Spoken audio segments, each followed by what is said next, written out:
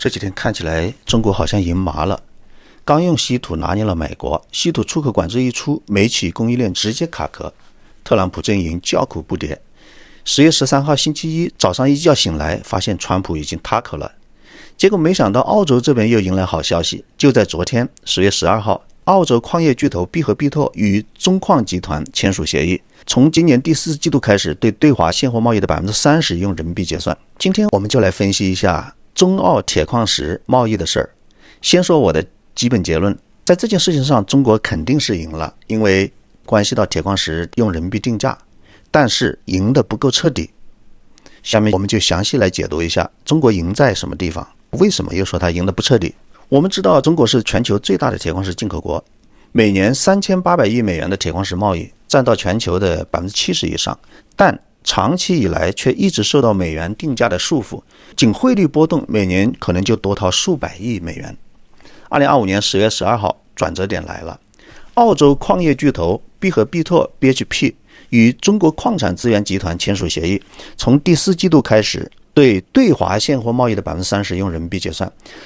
约8850万吨矿石，价值80到100亿美元。这标志着中国首次在铁矿石现货中获得定价权，推动了铁矿石贸易的去美元化进程。稀土战后铁矿再传捷报，中国这波操作真是很溜啊。那么我们要看一下为什么必和必拓会这么快做出让步呢？中国9月底暂停美元计价的必和必拓铁矿石的进口，到达成协议仅仅1周多的时间，中国如何在这么短的时间里破局？这一协议将如何重塑全球铁矿石贸易的格局？让我们一步一步拆解它。铁矿石贸易的美元霸权由来已久，中国刚起长线汇率风险，因此中国一直对此耿耿于怀。在推动人民币国际化的进程当中，中国一直将铁矿石的贸易作为推动人民币国际化的一个重要领域。早在2020年，中国就已经开始试点，宝钢与巴西淡水河谷首单 3.3 亿元人民币结算，宝武集团与力拓和淡水河谷也快速跟进。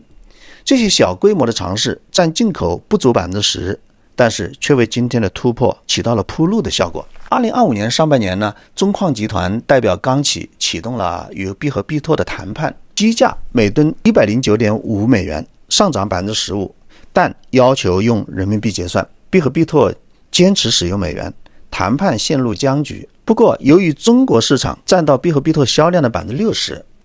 所以中国在这方面是有话语权有底气的。同时中国也在这些年当中启动了铁矿石进口多元化的进程，巴西的铁矿石逐步开始提升份额，甚至非洲的矿石在中国也拥有了一席之地。显然用波特五力的观点看，我们很明确的看到必和必拓在这场谈判当中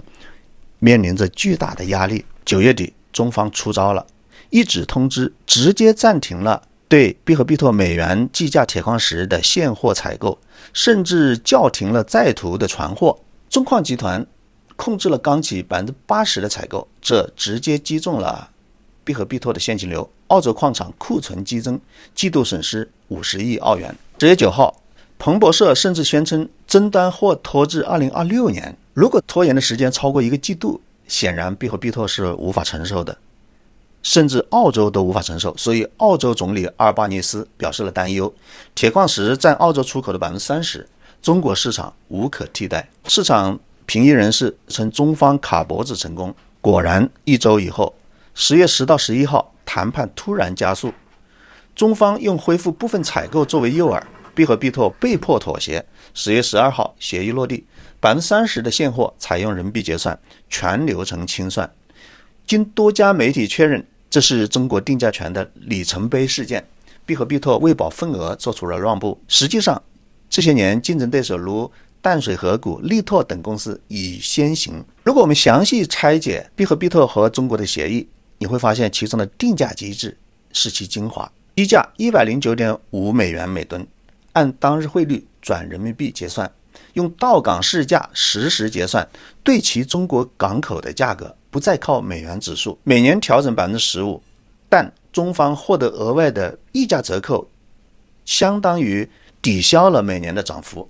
以北京铁矿石交易中心的北铁指数为基准，该指数9月28号刚刚推出，用人民币计价，反映澳洲和巴西的主要的矿种。协议设有观察期如果2026年北铁指数表现成熟的话，可能就会有长期合同跟进。当然，该指数将要证明它自己是可靠、不被操控的。在这个协议达成的过程当中，有一个工程是功不可没的，它就是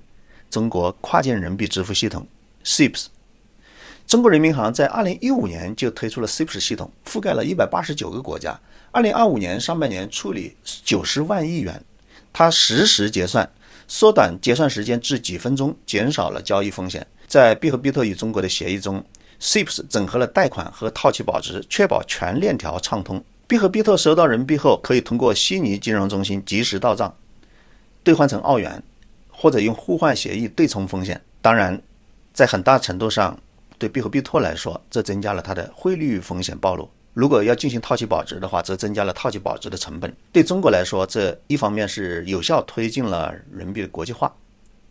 另外一方面也有利于拓展离岸人民币金融衍生品。很显然，这个协议它的市场影响是深远的。从全球范围来看，它有力地加速了去美元化的进程。据估计，如果该做法成熟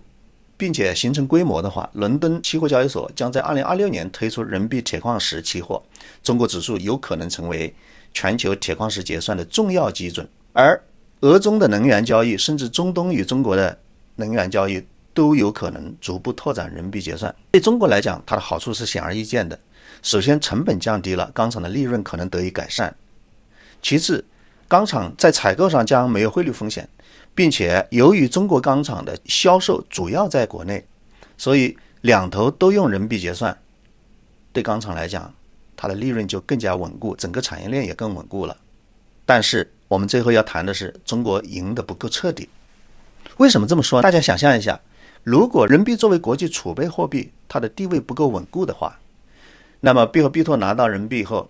它必然将其兑换成澳元，这相当于增加国际市场人民币更多的离岸供给，从而增加了人民币被做空的压力。如果中国的央行用回收人民币流动性的方式试图调控人民币汇率的话，则人民币结算对国际化的影响就被抵消了。也就是说，你在铁矿石进口的时候采用人民币结算，输出了人民币，然后中国央行在金融市场上再回收这笔人民币，这人民币国际化并没有达成目标。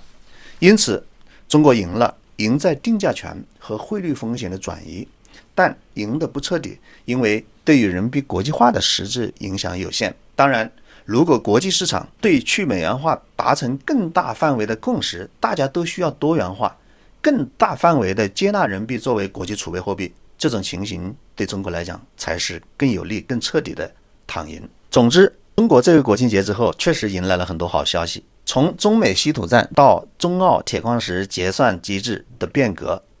这波人民币革命是中国定价权的里程碑，将重塑全球的贸易格局。但人民币国际化之路仍然漫长，下一个突破将在何时发生？让我们继续观察。谢谢您的观看，请发表您的评论、点赞、订阅，让我们一起见证时代的变迁。咱们下期再见。